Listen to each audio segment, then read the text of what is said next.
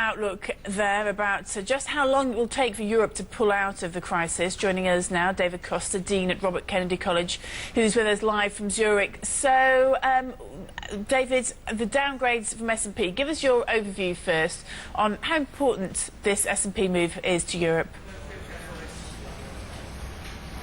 Good morning. Well, first of all, the S&P downgrade was pretty much on the cards. Whatever was not on the cards is the assessment that S&P made, which have been pretty much severe in terms of saying that the response in Europe has not been adequate because the fiscal response would not be sufficient. So what they note is a disparity in competitiveness among European countries, and I'm very much concerned about growth. So the context of this downgrade is a bit different than what perhaps was just the first expectation, which was notably France cannot have a higher rating than the United States. So I see some repercussion on the markets about that, and perhaps on the positive side, an added sense of urgency for European leaders to do something to find a solution in a more faster way and resolutive fashion. What is left that they can possibly do at this stage that they haven't already talked about and rejected, though? I mean, these attempts to solve the situation in Europe have been going on for ages. Is it likely that this S&P move is enough to make a difference?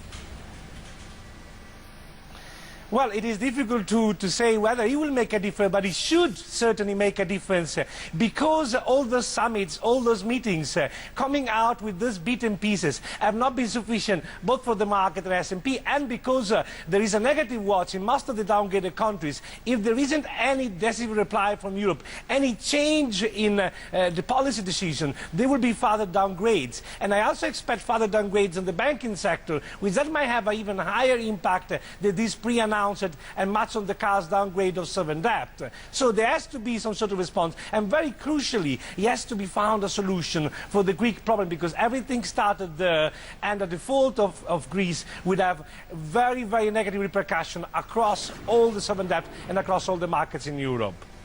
Given this kind of a doom and gloom environment, how can can investors be sure that Britain gets to keep its AAA? I mean, remember the spat around Christmas, how Christian Noyer was saying if France gets downgraded, why should Britain be able to keep its AAA rating? It has high public debt, high deficit level, it's got inflation, it's got wage issues to deal with. There is a risk also for Britain, but at the same time we have a very different situation there because they can print their own currency, and that's a positive side. On the negative side, we have a benchmark of the United States being rated not AAA anymore, and there we can still make the same argument, should Britain really keep its AAA? And so there is a concern there indeed. On the positive side, now if this downgrade stops here, we have a sort of understanding of the market that that's what was priced in is now exacerbated. So I think the risk in Great Britain is indeed current. Much depends on the data, much depends on what they're going to do, but the currency situation is certainly a plus, which makes a big difference between them and the rest of European countries. Can Greece avoid a default? Can Greece conclude these PSI talks, do you think?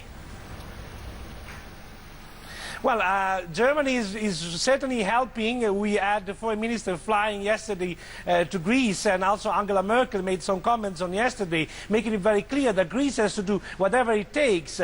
Now, I think it takes two to tango in this case. There has to be the will also from the Greece to make the concession needed, and at all costs to avoid a default. So I think there is still a good possibility that they will manage to avoid the default because of the German intervention at the bigger picture. And Greece has really to put any condition aside and make the best to avoid that, because that would be terrible, not just for the rest of Europe, but for Greece itself. It will make really have a very negative impact also on the social level and the social unrest potentially. So I think that's something that they really on the negotiation have to do whatever it takes to avoid a default at all costs. OK, David, thank you for that. David Costa, Dean at Robert Kennedy College. Well, do let us know if you've got any thoughts on the stories that we're tracking today.